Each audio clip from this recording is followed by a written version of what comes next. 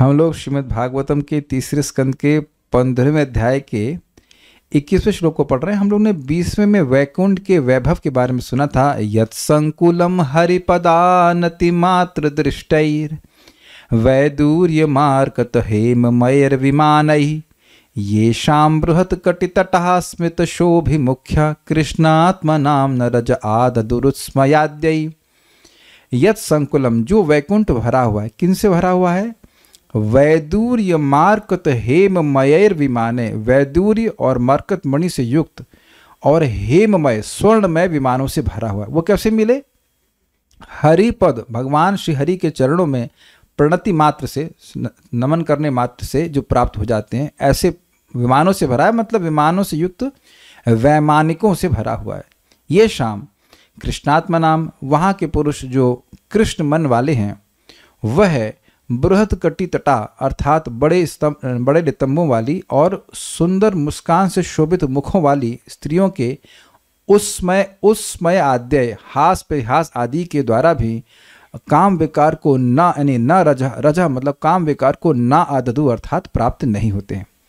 उसी वैकुंठ की जिसकी शोभा का और जिसके ऐश्वर्य का वर्णन पिछले श्लोक में हुआ, वहाँ के बारे में कहते हैं कि लक्ष्मी देवी वहाँ पर झाड़ू मारती हुई प्रतीत हो रही हैं। क्या आप बोल रहे हैं? लक्ष्मी देवी झाड़ू मारती हुई प्रतीत हो रही हैं। तो प्रश्न के प्रतीत हो रही है कि वाकई झाड़ू मार रही हैं? इस पे झगड़ा हो जाएगा कि प्रतीत हो रही है, इसको तो ठीक कर दीजिए, घूम रहा है। वाकई झाड़ू मार रही हैं या ऐसा लग रहा है कि वो झाड़ू मार रही हैं? तो उसको आप श्लोक से समझ दीजिएगा, लेकिन अभी देखते हैं, बहुत मजेदार है। मेरे पीछे बोलिए। श्री रूपणी क्वर्णयति चरणारविंदम लीलाम्बुजेन हरिसद्मनि मुक्त दोषा। श्री रूपिणी क्वर्णयति चरणारविंदम लीलाम्बुजेन हरिसद्मनि मुक्त दोषा। संलक्ष्यते स्फटिककुड्य उपेत हेम्नि सम्मार्जतीव यदनुग्रहणेन यत्नः। संलक्ष्यते स्फटिककुड्य उपेत हेम्नि सम्मार्जतीव यदनुग्रहणेन्ययत्नः। श्रीरूपिणी क्वर्णयति चरणारविंदम लीलाम्बुजेन हरिसद्मनि मुक्त दोषा। श्रीरूपिणी क्वर्णयति चरणारविंदम लीलाम्बुजेन हरिसद्मनि मुक्त दोषा। संलक्ष्यते स्फटिककुड्यहुपेत हेम्नि सम्मार्जतीव यदनुग्रहेणन्ययत्नः। संलक्ष्यते स्फटिककुड्य उपेत हेम्नि सम्मार्जतीव यदनुग्रहणेन्ययत्नः। सही बोला आपने। संलक्ष्यते स्फटिककुड्य उपेत हेम्नि सम्मार्जतीव यदनुग्रहणेन्ययत्नः। संलक्ष्यते स्फटिककुड्य उपेत हेम्नि सम्मार्जतीव यदनुग्रहणेन्ययत्नः। श्रीरूपिणी क्वर्णयति चरणारविंदम लीलाम्बुजेन हरिसद्मनि मुक्त दोषा। श्रीरूपिणी क्वर्णयति चरणारविंदम लीलाम्बुजेन हरिसद्मनि मुक्त दोषा। संलक्ष्यते स्फटिककुड्य उपेत हेम्नि सम्मार्जतीव यदनुग्रहणेन्ययत्नः। संलक्ष्यते स्फटिककुड्य उपेत हेम्नि सम्मार्जतीव यदनुग्रहणेन्ययत्नः। श्रीरूपिणी क्वर्णयति चरणारविंदम लीलाम्बुजेन हरिसद्मनिमुक्तदोषा श्रीरूपणी क्वर्णयति चरणारविन्दं लीलाम्बुजेन हरिसद्मनिमुक्तदोषा संलक्ष्यते स्फटिककोड्य उपेतहेम्नि सम्मार्जतीव यदनुग्रहणेऽन्ययत्नः संलक्ष्यते स्फटिककोड्य उपेतहेम्नि सम्मार्जतीव यदनुग्रहणेऽन्ययत्नः। वैकुंठ लोकों की महिलाएं इतनी सुंदर हैं कि जैसे देवी लक्ष्मी स्वयं है। ऐसी दिव्य सुंदरियां जिनके हाथ कमलों के साथ क्रीड़ा करते हैं मतलब ऐसे, अब क्या कहें, आजकल तो स्त्रियां कमल लेके घूमती नहीं हैं, कमल लेके घूमती हैं नहीं, क्या क्या कहते हैं उसको, बैग, कौन सा बैग कहते हैं, वैनिटी बैग कहते हैं, व्हाट इज दैट, छोटा सा बैग होता है उसमें लिपस्टिक लेके घूमती है, उसी को लेके चलती हैं। कमल लेके तो चलती नहीं है, लेकिन अब हाँ लिपस्टिक बैग कह लीजिए, जो भी कुछ मेकअप बैग लेके घूमती हैं प्रायः। लेकिन वहाँ पे हाथ में, ये मेरे हाथ को देख पा रहे हैं आप, मेरे पास प्रॉप नहीं है, मान लीजिए मेरे हाथ में फूल होता तो ऐसे कमल को, मतलब बड़े खुले हाथ चलता रहता है, मतलब हाथ में कमल है, कमल ही नहीं है, कमल की डंडी भी होगी तो उसको ऐसे थोड़ा सा मुक्त हाथ से चलाते हुए चलती हैं। ध्यान रखिएगा इस बात को, समझ आएगा तब। तथा पांवों के नुपुर झंकार करते हैं, किसके, स्त्रियों के, सुंदरों के। कभी कभी उन संगमरमर की दीवालों को जो थोड़ी थोड़ी दूरी पर सुनहले किनारों से अलंकृत हैं, ये समझ में आया। संगमरमर मतलब मार्बल की फ्लोर है और उसके किनारे किनारे पे सोना मड़ा हुआ है, इसलिए बुहारती देखी जाती हैं कि उन्हें भगवान की कृपा प्राप्त हो सके। अब इसको देखिए, यद अनुग्रहेणा, जिनकी कृपा प्राप्ति के लिए अन्य यत्न, दूसरे देवता लोग प्रयास करते हैं। किसका विशेषण है ये लक्ष्मी जी का है। लक्ष्मी जी की कृपा कटाक्ष हो जाए, उन पर कृपा हो जाए, उसके लिए अन्य लोग, विष्णु नहीं, अन्य देवता यत्न करते हैं, व्रत करते हैं, प्रयास करते हैं। ऐसी रूपणी सौंदर्यशाली श्री मतलब लक्ष्मी जी हरि सद्म, सद्म का मतलब होता है घर, हरि सद्मनी मतलब श्री हरि के भवन में दोषा मुक्त, चंचलता को छोड़कर, ये एक अर्थ है। भाई आप जानते हैं कि लक्ष्मी जी चंचल, उनका नाम एक चंचला है। चंचला मतलब आज यहाँ रहेंगी कल वहाँ नहीं रहेंगी, तो चंचलता को छोड़कर का मतलब हुआ कि वह भगवान श्री हरि के घर में ही रहती हैं, वो कहीं और नहीं जाती हैं, एक अर्थ है। और दूसरा अर्थ है मुक्त दोषा मतलब मुक्त हाथों से। अब ये बात जब मैंने पढ़ी तो हमें समझ में नहीं आई, मुक्त दोषा का मतलब मुक्त हाथ, मुक्त तो समझ में आ रहा है, लेकिन दोष में हाथ कहाँ से आ गया। तो हमने रिसर्च किया इसके ऊपर, तो दोष का हर अर्थ, दोष तो होता ही है, लेकिन दोष का अर्थ हाथ भी होता है। तो चंचलता एक दोष है कि नहीं? लक्ष्मी जी का एक दोष है कि वह कहीं एक स्थान पर नहीं टिकती हैं। तो कह रहे हैं मुक्त दोषा मतलब उस दोष से मुक्त होकर के, इस चंचलता के दोष से मुक्त होकर के भगवान के घर में, या भगवान के घर में बड़े खुले हाथों से, मतलब इतना अभी तक समझिए खुले हाथों से, अभी इसको आगे बताऊंगा तो समझ में आ जाएगा। चरण विंदम मतलब चरण कमलों के कोड़यंती, नपुरों की झंकार करती हुई। ये चरण अरविंद किसके हैं? लक्ष्मी जी के हैं। उनमें जो नुपुर बंधे उनकी आवाज करती हुई लीलाम्बुजेना, लीला कमल से खेलती हैं। हेमनी उस समय स्वर्ण से उपेत युक्त स्फटिक कुडिये, स्फटिक मणि की दीवार में या मार्बल जो फर्श में लगा है, संलक्ष्यते ऐसी दृष्टि गोचर होती हैं, इव मानो वे सम्मार्जती, झाड़ू दे रही हों। अब इसको थोड़ा समझने का प्रयास करिए। देखिए मार्बल जो संगमरमर है वह खूब चमक रहा है, तो उसमें जो भी ऊपर होगा व्यक्ति, उसका रिफ्लेक्शन आएगा कि नहीं आएगा। मान लीजिए कि कोई एक शीशे का ही फर्श है, तो उस शीशे के फर्श में जो भी व्यक्ति उसके ऊपर कुछ कार्य करेगा, वो ऐसा लगेगा ना कि उस शीशे में उसका ऐसा लगेगा क्या, उस शीशे में उसका रिफ्लेक्शन आएगा, आएगा कि नहीं आएगा, तो स्पष्ट है। तो अब आप जरा देखिए, जिन भी माताओं ने कभी झाड़ू मारी है, तो आप ये बताइए कि आप बंधे हाथों से झाड़ू मारती हैं कि मुक्त हाथों से झाड़ू मारती हैं? पहले ही समझ लीजिए। अगर जिसने झाड़ू मारी है वह समझ जाएगी, जो नहीं, जो कल बाई को रखी है उसको भाग वो समझ में नहीं आएगी। ठीक है, समझ में आया? हाथ को ऐसे खूब लंबा लंबा चला चला करके झाड़ू मारी जाती है। तो अब हो क्या रहा है, जो उनके हाथ में कमल है वो झाड़ू नहीं मार रही है, वहाँ झाड़ू मारने की जरूरत ही नहीं है, वहाँ तो कोई गंदगी है ही नहीं।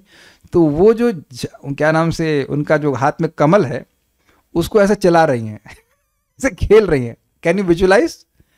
तो उसका रिफ्लेक्शन कहाँ आ रहा है? उस मतलब क्या कह सकते हैं, जमीन पे आ रहा है, और जमीन चमकीली है, तो वो ऐसा आएगा ना कि लग रहा है कि झाड़ू मार रहे हैं। क्या सबको समझ में आया? जब मैंने ये अर्थ समझने का, वाह भाई ये तो हद हो गई, दिस इज अमेजिंग। इसीलिए ईवा शब्द का प्रयोग है। क्या कैच किया सब लोगों ने? इसीलिए यहां शब्द है मुक्त दोष। पहले मैं समझने का ये गलत अनुवाद है, अनुवाद ऐसे, हाँ दोष का मतलब हाथ कैसे हो सकता है, लेकिन अब 3-4 आचार्य देखा सब कह रहे हैं मुक्त दोष मतलब खुले हाथों से, तब समझ में आया कि ये क्या कहना चाहते हैं। This is brilliant. एक श्लोक भी समझ में आ जाए तो मन में प्रसन्नता होती है। क्या काव्य है! क्या सारी माता जी लोगों को समझ में आ गया? प्रभु जी लोग तो झाड़ू मारते नहीं है। महावीर प्रभु झाड़ू कब मारी लास्ट टाइम? तो अर्थात आपको समझ में आ गया। तो जो लोग झाड़ू मारे हैं वह समझ जाएंगे कि खुले हाथ से झाड़ू मारी जाती है, और उसी तरह से खुले हाथ से वो ऐसे हाथ नचा नचा करके अपना कमल नचा रही हैं, लीला कमल। उसमें डंडी भी होगी तो डंडी हो गई डंडी, और वो फूल जो है वो ऐसा लग रहा है कि वो झाड़ू मार रही हैं। ये कहते हैं। उम्मीद है कि समझ पाए होंगे, कोई कठिनाई नहीं होगी। श्री रूपणी कोणयति चरणार विंदम। श्री रूपणी मतलब श्री लक्ष्मी जो सुंदर रूप से युक्त हैं। कोणयति चरणार विंदम, अपने चरण कमलों में बंधे हुए नुपुरों की आवाज करते हुए, लीलाम्बुजेन हरिसद्मनि मुक्त दोषा। लीलाम्बुज यानी लीला कमल के द्वारा, हरिसद्मनि यानी हरि भवन में, भगवान श्री हरि के भवन में, मुक्त दोषा चंचलता के दोष से रहित संलक्षते मतलब दिखाई पड़ती हैं, या बड़े प्रसरित हाथ से युक्त दिखाई पड़ती हैं। मतलब उनका हाथ खूब चल रहा है, ऐसे हाथ से कमल को लेकर चला रही हैं। स्फटिक कुड्य उपेत हेमनी। हेमनी का मतलब स्वर्ण और उपेत मतलब युक्त। स्वर्ण युक्त जो दीवाल है, दीवाल नहीं कहना चाहिए, दीवाल कह लीजिए, या जो प्रपात ने अनुवाद क्या किया है इसका, कुड क्या, संगमर कुड, दीवालों में, ठीक है, दीवाल कह लीजिए या फर्श कह लीजिए, जैसे उसी में वह दिखाई पड़ती हैं। कैसी? सम्मार्जती इव, मानो वह सम्मार्जन कर रही हो। तब तो उनकी स्थिति बड़ी खराब है, वो तो मेहरी है वो तो बाई है। कहते मान लो कोई ऐसा कहे कि लक्ष्मी जी के मन में, उसके मन में भाव आ जाए कि वह तो दासी हैं, वह तो निम्न कार्य कर रही हैं, तो अब वहां कहते नहीं नहीं ऐसा नहीं है। यद अनुग्रहेणा, जिन लक्ष्मी जी के अनुग्रह के लिए, अन्य यत्न, अन्य का मतलब क्या हुआ? हरि नहीं, हरि को छोड़कर अन्य लोग प्रयास करते हैं। ब्रह्मा जी आदि भी लक्ष्मी जी की कृपा कटाक्ष के लिए प्रार्थना करते हैं। वह भगवान श्री हरि के यहाँ पे सम्मार्जती इव, सम्मार्जन करते हुए दिखाई पड़ रही है। अब एक प्रश्न भक्त कह रहे हैं, स्त्रियां यहाँ लक्ष्मी जी हैं? हाँ, लक्ष्मी सहस्त्र शत संभ्रम सेव्य माना, लक्ष्मी जी भी हैं, और लक्ष्मी जी के जैसी अन्य स्त्रियां को भी यहाँ पे रखा गया है। अभी प्रभुपाद जी के अनुवाद से आपने देखा था। श्रीधरी, जिस वैकुंठ लोक में मनोहर शरीर धारण की हुई लक्ष्मी जी श्री हरि के गृह में झाड़ू लगाती हुई सी प्रतीत होती हैं। वे अपने पैरों के नुपुर की झंकार करती हुई तथा अपने चांचल्य नामक दोष का परित्याग करके, अथवा मुक्त दोषा पद का यह अर्थ है कि वे अपनी फैलाई हुई भुजाओं से जब अपने लीला कमल को घुमाती हैं। ये क्लियर है? मुक्त दोष, दोष मतलब हाथ, और मुक्त मतलब प्रसरित हाथों से, फैलाए हुए हाथों से, तब जिनके बीच बीच में शोभा के लिए स्वर्ण जटित हैं, ऐसे स्फटिक मणि से निर्मित दीवालों में प्रतिबिंबित होती हैं, तो लगता है कि वे भक्ति पूर्वक श्री हरि के गृह को झाड़ रही हैं। देखिए, आप चाहे फर्श ले लीजिए चाहे दीवार ले लीजिए, ये एक इंटरेस्टिंग बात है कि आप न सिर्फ जो झाड़ू है वो फर्श पे चलाती हैं, झाड़ू आप दीवार पे भी चलाती होंगी या होंगे, होंगी मैं बोल रहा हूँ। माता जी लोग करते हैं कि नहीं करते? वो ऊपर क्या कहते हैं उसको, जाले होते हैं, तो उसको ऐसे ऐसे सफाई करते हैं। तो वो ऐसे तो चला रही हैं, तो अगर उनका प्रतिबिंब दीवार पे जा रहा है, हम दीवार अर्थ ले लें अगर, तो दीवार पे जा रहा है तो वहां भी लग रहा है कि वो दीवार की सफाई कर रही है। ये तो और आसानी से समझ में आ रहा है। क्लियर समझ में आ रहा है सारी भक्तों सारी माता जी को समझ में आ रहा है। ये श्लोक माता जी लोगों को समझ में आ रहा है जो सफाई करती हैं। ओके, कहाँ थे हम लोग? ये वही लक्ष्मी जी हैं जिनकी कृपा प्राप्त करने के लिए ब्रह्मा आदि देवगण प्रयत्नशील रहा करते हैं।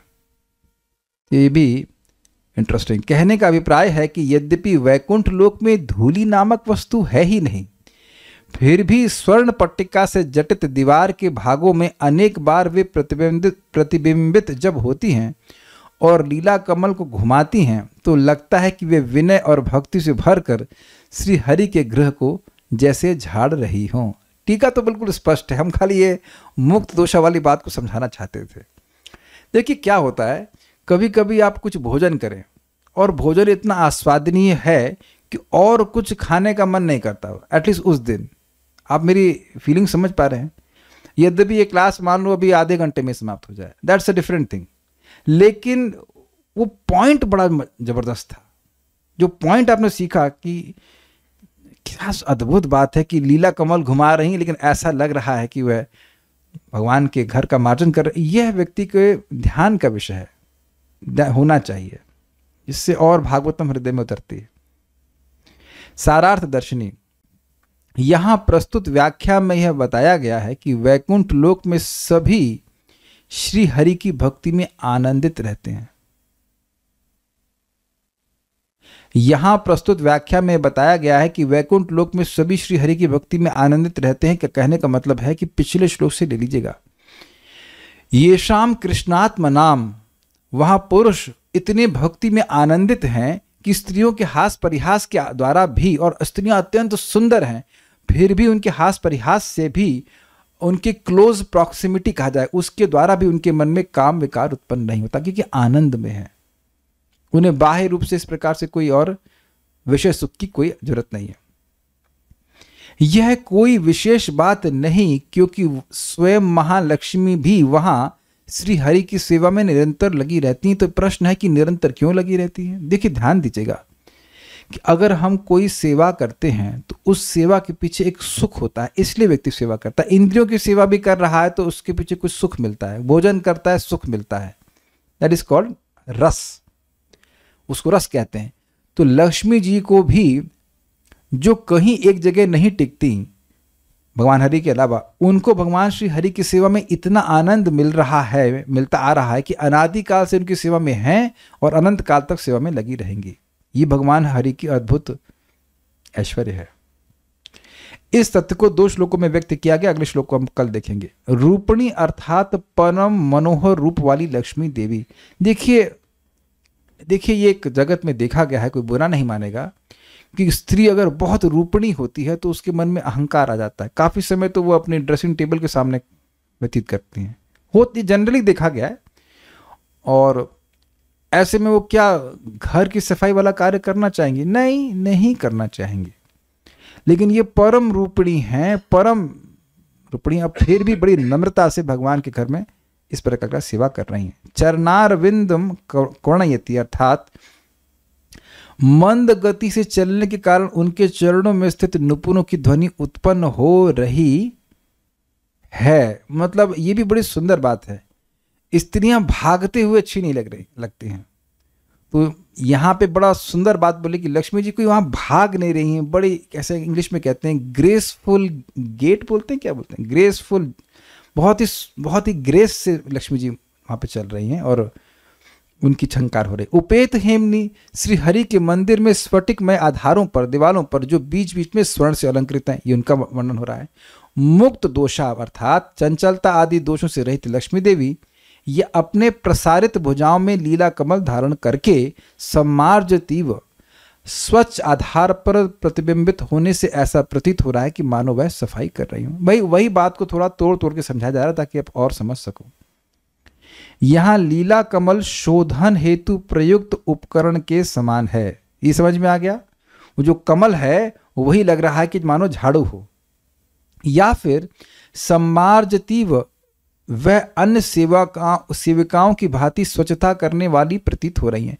अन्य सेविकाएं होंगी जहां वहां पे वैकुंठ में जो साफ कर रही हैं उनके जैसी लग रही हैं। समझे बात? कह रहे हैं कि वह सफाई करती हुई दिख रही हैं, ठीक, या वह अन्य सेविकाओं जैसी लग रही हैं जो सफाई करती हैं। कुछ दो अर्थ आपने ग्रहण किए। एक बात को खूब नींद आ रही है, अरे नींद को तो भगाओ भाई दिन में आधा घंटा रेस्ट करके आई, हम इतने सुबह से प्रतीक्षा करके क्लास देने आए, अभी से नींद शुरू। भाई ऐसा ना हो कि सोते सोते अरे क्लास लोग समाप्त हो गया समाप्त हो गया, नींद ही पूरी नहीं हुई। इतना बढ़िया श्लोक चल रहा है, अभी इसीलिए वैकुंठ जाने को नहीं मिल रहा वहां सब सेवा करेंगे और लक्ष्मी जी सोएंगी, ठीक है कि नहीं? एनीवेज, तो दो अर्थ लिया जा रहा है कि एक लग रहा है कि स्वयं सफाई कर रही हैं, कोई तुलना नहीं हो रही किसी अर्थ से, और दूसरा कह रहे हैं कि जो सम्मार्जती मतलब जैसे अन्य सेविकाएं सेवा करती है वैसी वह लक्ष्मी जी लग रही हैं। अभी इंटरेस्टिंग पॉइंट आ गया। जैसे श्री दशम स्कंद अध्याय 82 में कौरव क्षेत्र यात्रा प्रसंग में श्री कालिंदी द्वारा कहा गया है, तद गृह मार्जनी, अर्थात हम श्री कृष्ण के घर की सेवा करने वाली दासियां। अब ये क्या पॉइंट है? ये पॉइंट कहां से आया? बड़ी मजेदार बात है। ये द्वारका में भगवान श्री कृष्ण है अपनी रानियों के साथ, वह जाते हैं कुरुक्षेत्र और वहां पर मिलते हैं इनसे, पांडवों से मिलते हैं। तो वहां द्रौपदी पूछती हैं भगवान की रानियों से कि आपकी शादी भगवान से कैसे हुई। तो रुक्मिणी से प्रारंभ करते हैं, कथा तो हम नहीं बता रहे, सबकी अलग अलग प्रकार से शादी होती है, लेकिन रुक्मिणी जी और अन्य रानियां भी यही कहती हैं कि इस प्रकार से मेरी शादी हुई और मैं कृष्ण के घर में दासी के रूप में कार्य करने का सौभाग्य प्राप्त कर रही हूँ। मैं पैराफ्रेज कर रहा हूँ, डिटेल तो आप वहाँ देख सकते हैं। बड़ा इंटरेस्टिंग है कि हैं वो रानियां महिषी, लेकिन भाव क्या है कि वह कृष्ण की दासी हैं। ये बहुत बहुत बहुत अमेजिंग पॉइंट है। श्रीमती राधा रानी भी भगवान की परम प्रियसी हैं, लेकिन वह भी, उनका अभिमान क्या है कि मैं श्री कृष्ण की दासी ही हूं। ये बहुत बड़ी बात आप आ रही है, बहुत बड़ी बात है। क्यों बड़ी बात है? देखिए, भगवान की भक्ति जो है, भगवान का प्रेम, वो दास, उसका आधार ही दास्य भाव है। आप जानते हो कि शांत भाव, दास भाव, सख्य, वात्सल्य और माधुर्य, तो दास भाव सब में बराबर विद्यमान रहता है। अब वही दास भाव में सख्य भाव और आ जाता है, फिर उस जो वात्सल्य भाव में सख्य और दास दोनों आ जाते हैं, और जो माधुर्य उसमें वात्सल्य, सख्य और दास ये सब आ जाते हैं। शांत भाव क्या? शांत भाव में जैसे कि भगवान, जैसे कि वृंदावन धाम है, पेड़ है, ये शांत भाव में भगवान की सेवा करते हैं। तो अब जो हम समझा रहे हैं पहले वो तो समझ लीजिए दास भाव समझा रहे हो, समझ नहीं रहे।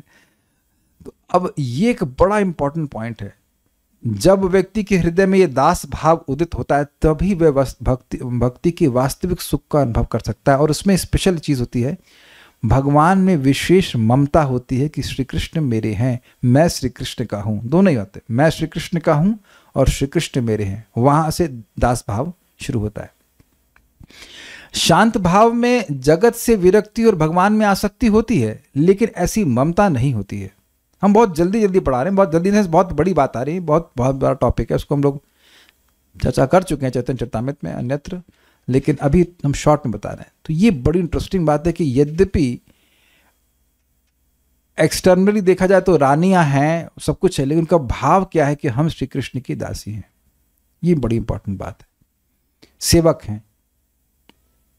यहां तक कि जो नंद महाराज हैं, माता यशोदा, यद्यपि वात्सल्य में है फिर भी अपने को श्री कृष्ण का सेवक ही मानते हैं।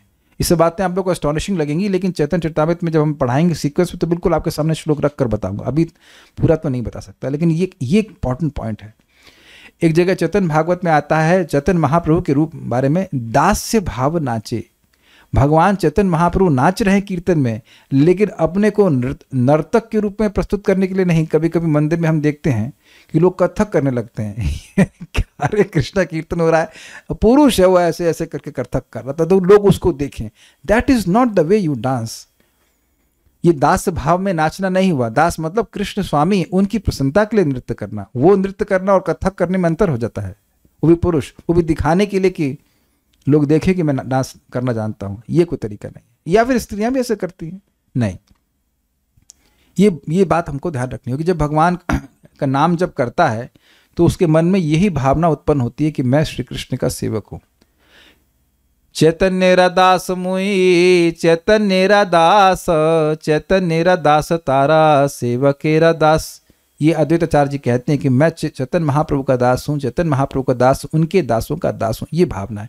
इसी भावना में व्यक्ति को भक्ति का सुख प्राप्त हो सकता है। ये बड़ी इंटरेस्टिंग पॉइंट यहाँ पे हम सीख रहे हैं कि उनका भावना भी ऐसी रहती है। यहाँ मुक्त दोष का अर्थ निर्दोष भी लिया जाता है। वो जो दोष था चंचलता का लक्ष्मी जी का, वह वहाँ पे नहीं है। लीलाम्बुजेन अर्थात लीला कमल द्वारा, मतलब वो कमल जो लीला के लिए बने, प्लेफुलनेस, लीला के लिए, आनंद के लिए उठाया हुआ है। यहाँ श्री लक्ष्मी जी को उनके हस्तधृत लीला कमल के माध्यम से इंगित किया गया है। लेकिन इससे यह नहीं मानना चाहिए कि लक्ष्मी देवी का महात्म्य अल्प है। मतलब किससे ऐसा लग रहा है कि वह नौकरानी है तो उससे लगना, ये नहीं सोचना चाहिए कि उनका महात्म्य कम है। अरे नौकरानी क्या है। इसलिए आगे कहा गया है यद अनुग्रहेण, जिनके अनुग्रह को प्राप्त करने हेतु महालक्ष्मी मुझे कृपा करे, इस उद्देश्य से अन्य ब्रह्मादि देवताओं का प्रयास जहाँ लगा रहता है। अर्थात जिन लक्ष्मी देवी की कृपा दृष्टि प्राप्त करने के लिए ब्रह्मा आदि देवतागण भी प्रयासरत रहते हैं। मतलब जरूरी नहीं कि उनको कृपा मिल ही जाए, ऐसा कहते हैं। तात्पर्य ब्रह्म संहिता में यह कहा गया है कि भगवान गोविंद के धाम में सदैव करोड़ों लक्ष्मियां उनकी सेवा करती हैं। लक्ष्मी सहस्त्र शत संभ्रम सेव्यमानम, बड़ा सुंदर श्लोक है। चिंतामणि प्रकर सद्मसु कल्प वृक्ष लक्षावृतेषु सुरभिरभिपालयन्तम लक्ष्मी सहस्त्र शत संभ्रम सेव्यमानम गोविंदमादि पुरुषम तमहम भजामि। जी यहाँ सुंदर बड़ी सुंदर बात कहते हैं। लक्ष्मी सहस्त्र, लक्ष्मी तो स्पष्ट है, सहस्त्र मतलब हजार और शत मतलब 100, 100,000 मतलब अरबों अनंत, अनंत अनंत लक्ष्मियां संभ्रम सेव्यमानम, संभ्रम से सेव कर रहे हैं। संभ्रम का बिल्कुल आपने सही अर्थ लिया है वेदवादिनी। संभ्रम का मतलब वह बड़े भय से सेवा कर रही हैं। तो भय से क्यों?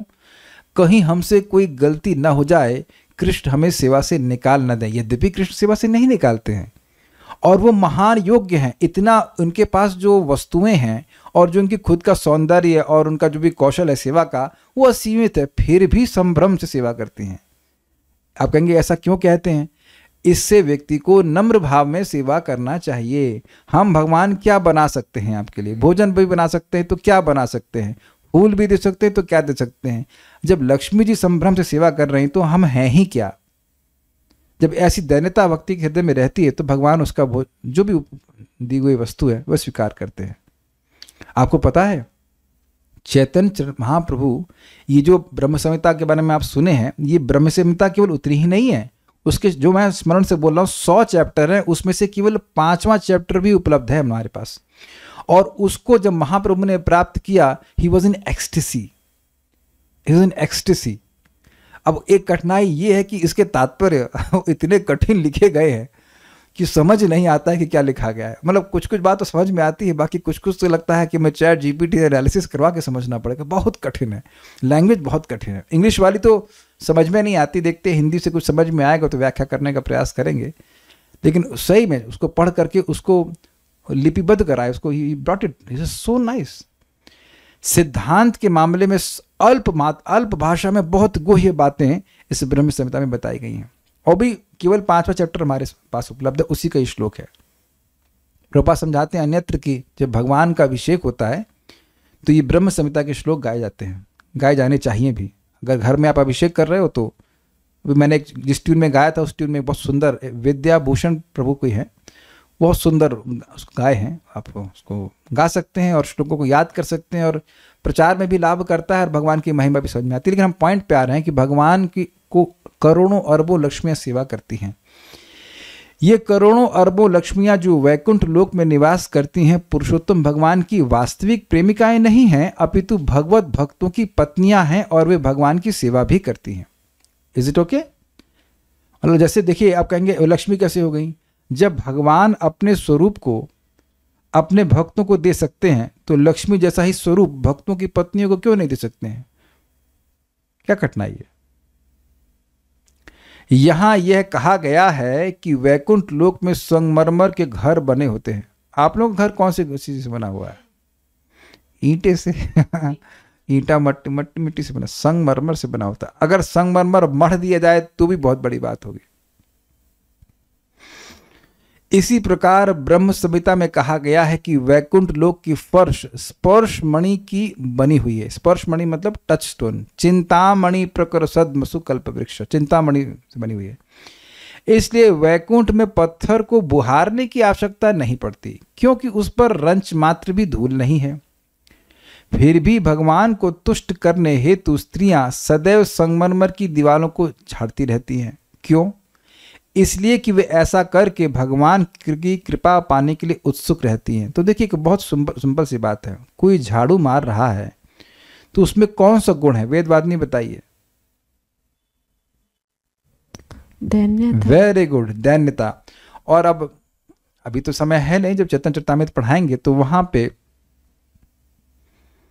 महाराज प्रताप रुद्र की ऐसी दैन्यता को देख करके भगवान चैतन्य महाप्रभु उन पर कृपा किए। वो यद्यपि राजा थे महाराज प्रताप रुद्र, लेकिन जब जगन्नाथ जी का रथ यात्रा चल रही थी तो आगे आकर चल करके वह झाड़ू मार रहे थे। यह समझाने, यह प्रस्तुत करने के लिए कि मतलब दिखाने के लिए नहीं, ये भाव में कि मैं चैतन्य भगवान श्री कृष्ण का एक निम्न तुच्छ दास हूँ। ये बहुत इंपॉर्टेंट बात है। दैन्य से भगवान बड़े प्रसन्न होते हैं, इसलिए निम्न सेवा करने से भी बहुत लाभ होता है। ध्यान दीजिएगा कि मैं ये नहीं कह रहा हूँ कि कोई सेवा निम्न है या ऊंची है या नीचे, ऐसा कुछ भी नहीं है। आप भगवान की आरती कर रहे हैं, चाहे भगवान के घर की मंदिर की सफाई कर रहे हैं, दोनों ही बराबर हैं। लेकिन कुछ सेवाओं के द्वारा दैन्य की भावना होती है, ज़्यादा जागृत होती है। ये बात यहाँ पे कहने का आशय है। वैसे तो देखिए, आप कोई भी सेवा कर रहे हैं, जो भी सेवा दी जा रही है या मिली है, उसको कर रहे हैं नम्र भाव से, तो भगवान प्रसन्न होते हैं। ऐसा नहीं कि भगवान की आप आरती कर रहे हो तो भगवान कहेंगे तो अहंकारी है, ऐसा नहीं है। जब आप भगवान की आरती भी कर रहे हैं, कुछ वस्तु भी भगवान को दे रहे हैं, तो स्मरण करना चाहिए कि हम जो भी दे रहे हैं उसमें कुछ ना कुछ दोष तो होगा ही ना। शुद्ध वस्तु इस भौतिक जगत में है ही क्या, लेकिन भगवान उसको स्वीकार करते हैं। ओके, यहां यह भी कहा गया है कि वैकुंठ लोक में लक्ष्मियां दोष रहित होती हैं। सामान्यतया लक्ष्मी जी एक स्थान पर स्थायी रूप से नहीं रहती। उनका नाम चंचला है, जिसका अर्थ है जो स्थिर न हो। अतएव हम देखते हैं कि जो व्यक्ति बहुत ही धनवान है वह अतीव निर्धन बन सकता है। एक और उदाहरण रावण का है। रावण लक्ष्मी अर्थात सीता जी को अपने साम्राज्य में ले गया, किंतु लक्ष्मी की कृपा द्वारा सुखी होने के बजाय उसका परिवार तथा सारा साम्राज्य विनष्ट हो गया। इस तरह रावण के घर में लक्ष्मी चंचला अर्थात अस्थिर है। रावण की श्रेणी के लोग लक्ष्मी को उनके पति नारायण के बिना चाहते हैं, अतएव लक्ष्मी जी के कारण वे चंचल हो उठते हैं। एक इंटरेस्टिंग है, चंचल उठते हैं मतलब उनकी इंद्रियां और डिस्टर्ब हो जाती हैं। आप केस देखिए, केस स्टडी है सुदामा की। सुदामा के पास नहीं था कुछ धन, लेकिन जब भगवान की कृपा से उनको धन मिला, बहुत धन मिला, तो उनकी इंद्रियां डिस्टर्ब नहीं हुई। वो सारे धन को, वैभव को भगवान की कृपा मान करके भगवान की सेवा में ही नियोजित किए। लेकिन देखिए, रावण के पास धन आया तो उसकी बुद्धि डिस्टर्ब हो गई। ये है धन का ये स्वभाव ही है कि व्यक्ति के पास अगर वो भक्त नहीं है, धन आता है तो वह अनेक अनेक प्रकार की इंद्रिय तृप्ति की इच्छाओं को जागृत करता ही है। इसीलिए जो ब्राह्मण है वह बहुत धन संग्रह करने के चक्कर में नहीं पड़ते हैं, वो मद आ ही जाता है। इसको आगे भी आप सुनेंगे। नलकुबेर और मणिग्रीव जो कुबेर के पुत्र हो गए थे, इसलिए सारा विवेक ही छोड़ दिए थे कि क्या बर्ताव करना चाहिए, नारद जी के सामने कैसे बर्ताव करना चाहिए वो भूल गए थे। एक भक्त बड़ा विनोदपूर्ण प्रश्न कर रहे हैं, प्रभु जी क्या वैकुंठ में ब्रह्मचारी सन्यासी भी पत्नियों के साथ रहते हैं? ये तो हद हो गई। मैंने आपको समझाया था कि वहां कोई ब्रह्मचारी नहीं है, लेकिन वहां सारे ब्रह्मचारी हैं। वो लाल कपड़ा पहनकर कोई वहां घूमता नहीं है, लेकिन वहां सारे ब्रह्मचारी, किसी को भोग की इच्छा होती ही नहीं है। या फिर समझ में नहीं आ रहा, क्या सभी लोग एक जोड़ी में रहते हैं? तो क्या दिक्कत है आपको अगर जोड़ी में रहते हैं तो?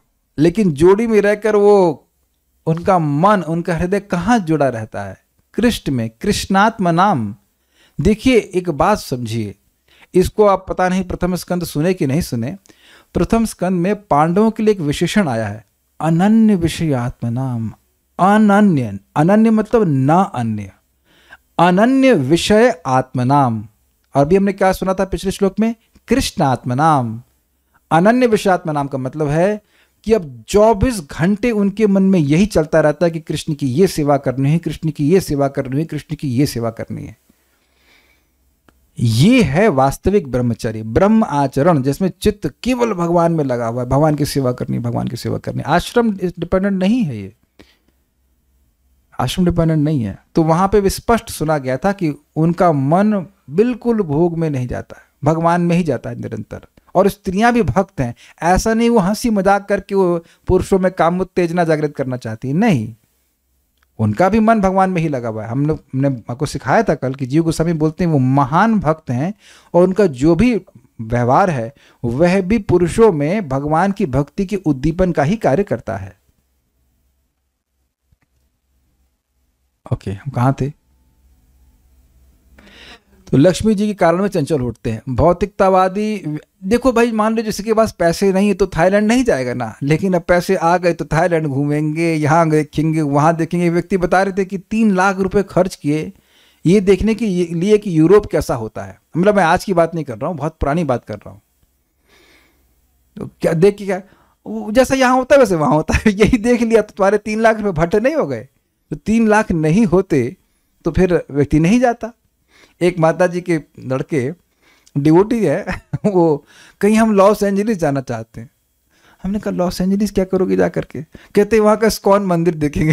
हमने कहा इतना दूर 10,000 किलोमीटर जाकर, वृंदावन में रह रही थी, अभी भी वहीं पे रह रही हैं। मैं बहुत डांट लगाया, हमने को आपको इतना ज़्यादा, क्योंकि लड़का पैसा कमाता है, 5 लाख रुपए महीना कमा रहा है, तो घूमने जाएंगी। तो ये देखते हैं, भक्तों को भी ध्यान रखना चाहिए कि धन अगर आएगा तो दिमाग खराब करेगा ही। परम पूज्य राधा गोविंद महाराज बात को समझा रहे थे। गृहस्थों के लिए बोल रहे हैं, गृहस्थों लोगों को धन संचय करने का अधिकार है, लेकिन कह रहे नाव है और उस नाव में छेद हो जाए और पानी आना शुरू हो जाए तो व्यक्ति खुश होता है, क्या कि हा पानी भर गया, अब इससे हम चाय बनाएंगे, इसे नहाएंगे। अरे वही नैया डुबो देगा। तो धन आता है तो ठीक है, जो आपका आवश्यकता है उसको रखिए, लेकिन उसको दान करना चाहिए, वैष्णव की सेवा में लगाना चाहिए, भगवान की सेवा में लगाना चाहिए। इससे मति भगवान में लगती, नहीं तो डिस्टर्ब होती मति। ये प्रभुपाद आपके सामने ही लिख रहे हैं। भौतिकतावादी व्यक्ति लक्ष्मी जी में दोष ढूंढते हैं। क्या दोष ढूंढते हैं? अरे यार पैसा चला गया। ये बताइए कि कभी ऐसा नहीं बोले हैं, अरे यार ये पैसा चला गया, तो दोष देख रहे हैं ना, ये हमसे प्रेम ही नहीं कर रहा है, जा रहा है हमारे पास से, रुकती ही नहीं लक्ष्मी जी। ये हम सच बोल रहे हैं। एक हमारे दूर के रिश्तेदारी में था, व्यक्ति थे, करोड़पति थे और लिटरली रोडपति हो गए विद इन फ्यू डेज। ऐसा देखा गया है, ठीक है। किंतु वैकुंठ में लक्ष्मी जी भगवान की सेवा में जुटी रहती है। अर्थात यहां क्या सीखना है, जो धन आ रहा है अगर आप भगवान की सेवा में लगाएंगे तो लक्ष्मी जी का आशीर्वाद भी बना रहेगा, और इंद्रिय तृप्ति में लगाएंगे तो लक्ष्मी जी का मन ना तो भोग में लगा है। चलो अब कहीं और चलती हूँ। भाग्य की देवी होते हुए भी लक्ष्मी जी भगवान की कृपा के बिना सुखी नहीं रह सकती। सुनाई पड़ा? फिर से रिपीट करते हैं। भाग्य की देवी होते हुए भी लक्ष्मी जी भगवान की कृपा के बिना सुखी नहीं रह सकती। कहने का मतलब क्या है? जिनकी कृपा से सबको धन मिलता है, और जो लोग सोचते हैं कि हम धन प्राप्त करके सुखी हो जाएंगे, उनको शिक्षा दे रहे हैं प्रभुपाद कि बेटा जो धन देने वाली हैं वह कृष्ण की सेवा के बिना सुखी नहीं हो सकती, तो तुम कैसे हो जाओगे? Is it okay? क्या बात बढ़िया प्रभुपाद जी ने बोली है। देखिए महाराज बड़ा सुंदर समझा रहे थे। परम पूज्य वृंदावन चंद्र महाराज एक प्रवचन में कहते हैं कि देखिए समझना होगा कि भगवान की शरण लेने से हमारा ही फायदा है। जैसे मछली पानी की शरण लेती है तो मछली ही सुखपूर्वक रहती है।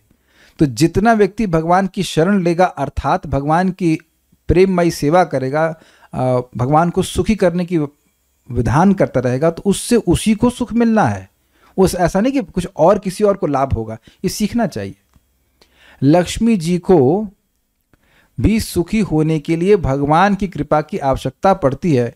फिर भी भौतिक जगत में सर्वोच्च प्राणी ब्रह्मा जी भी सुख के निमित्त लक्ष्मी की कृपा के लिए उनका मुंह जोते रहते हैं। जोते का मतलब देखते रहते हैं कि कब मुझ पर कृपा होगी।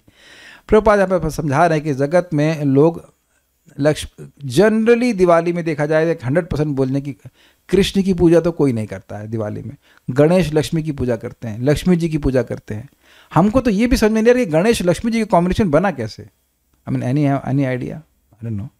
लक्ष्मी नारायण का तो समझ में आता है, लेकिन गणेश लक्ष्मी जी का कॉम्बिनेशन क्या बना, आई हैव नो आइडिया। मे भी इस तरह कंसेप्शन हो कि लक्ष्मी जी के आने में जो विघ्न होंगे वो गणेश जी डिस्टर्ब वो हटा देंगे और लक्ष्मी जी आती रहेंगी। May be this conception. एक कह रहे हैं कि दुर्गा जी का बेटी बेटी है। अब दुर्गा जी की बेटी लक्ष्मी जी हैं, मुझे नहीं पता, आई हैव नो आइडिया। उन्होंने गणेश जी को अपना पुत्र माना था, no idea. Give me references, बिना रेफरेंस के हम कुछ स्वीकार नहीं करते। So anyways, so like that. So हमने बहुत कुछ सीखा और तो कुछ नहीं बोलने के लिए। So will stop here. Shrimad Bhagavatam की जय, श्रील प्रभुपाद की जय, निताई गौर प्रेमानंदे।